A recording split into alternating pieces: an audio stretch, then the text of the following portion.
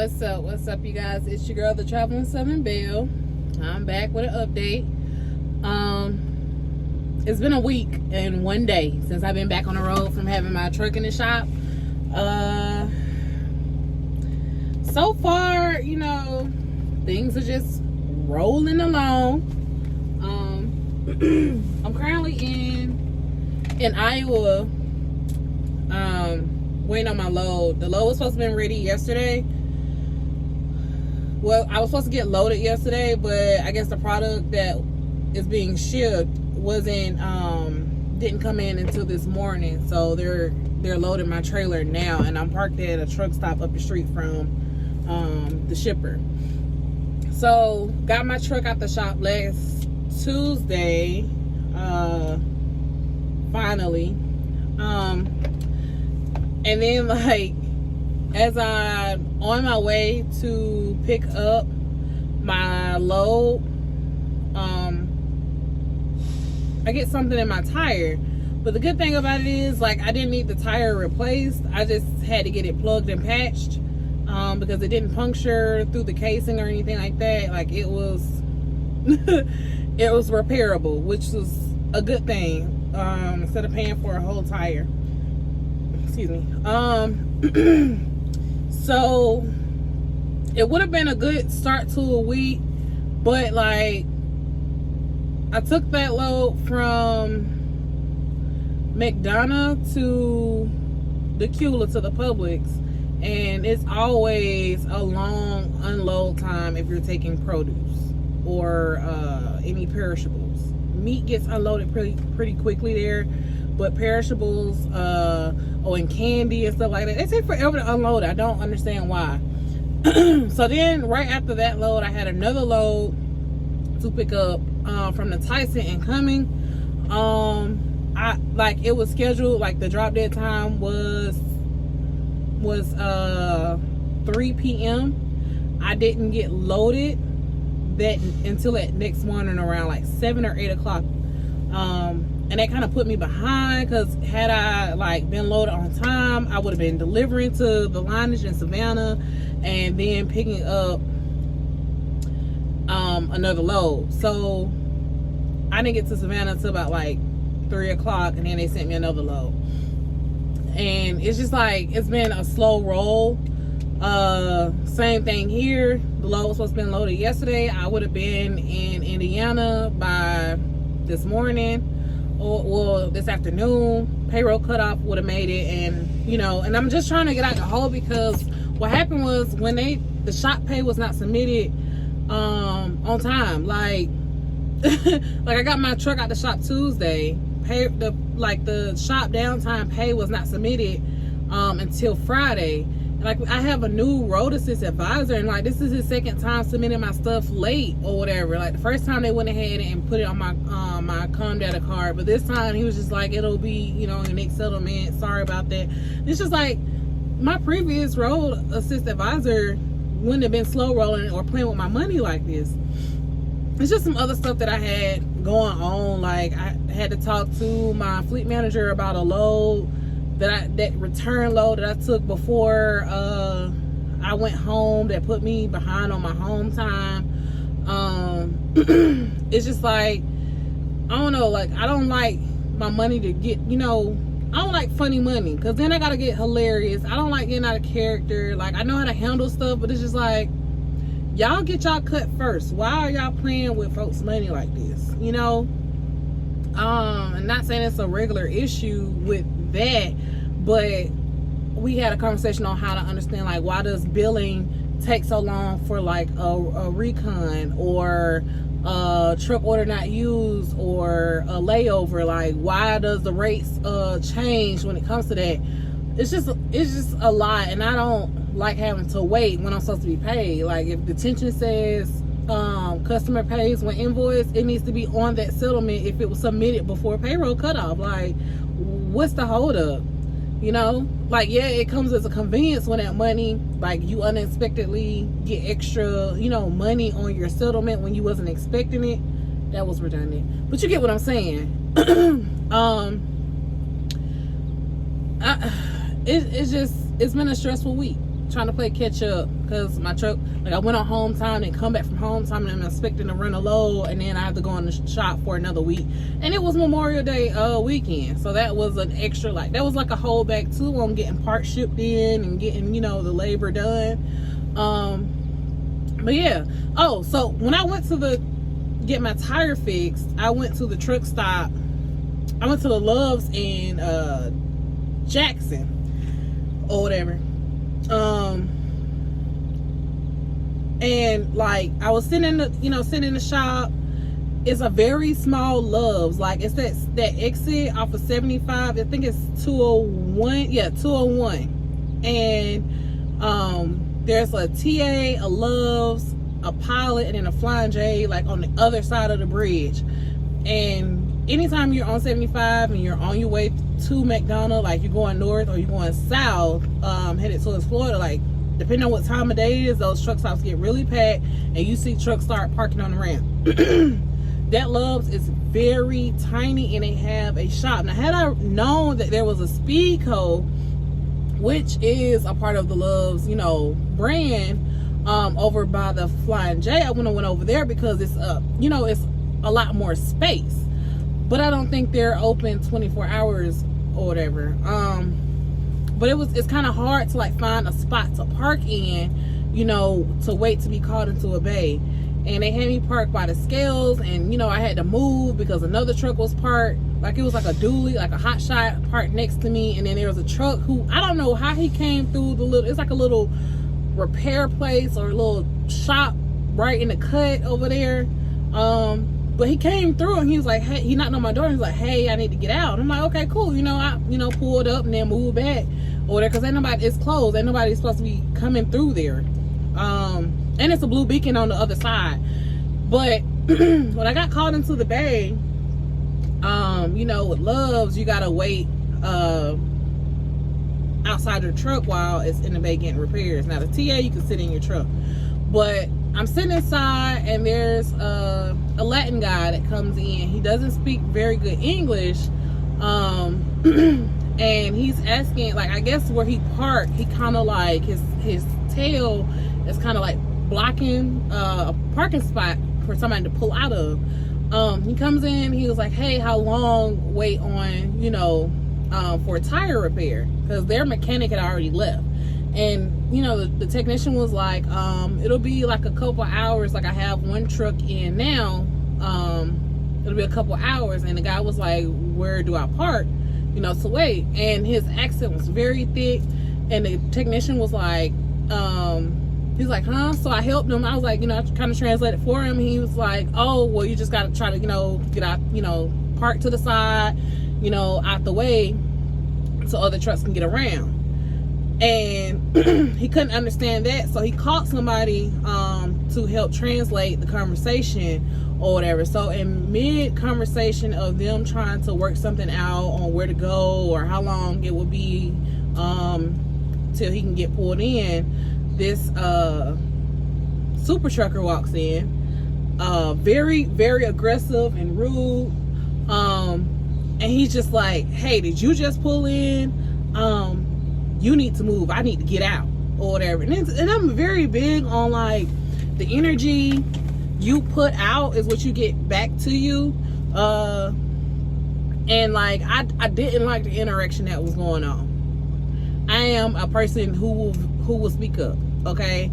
I don't like when somebody is unnecessarily aggressive, or they're like just being rude for no reason. And the interaction just started out wrong, and I look, and I'm just like looking at the you know, the back and forth, like the guy who was talking with the technician and getting a translator, he really wasn't paying it too much attention or whatever, but he started to get flustered as the guy continues. So I look up and I'm like, hey, he just walked in here. He's trying to get some stuff. He just walked in. He's trying to get something situated or whatever. He'll be out in a second. So the guy is like, I hate to be this person, but the guy is like, who's talking to you or whatever. I said, I used some choice words.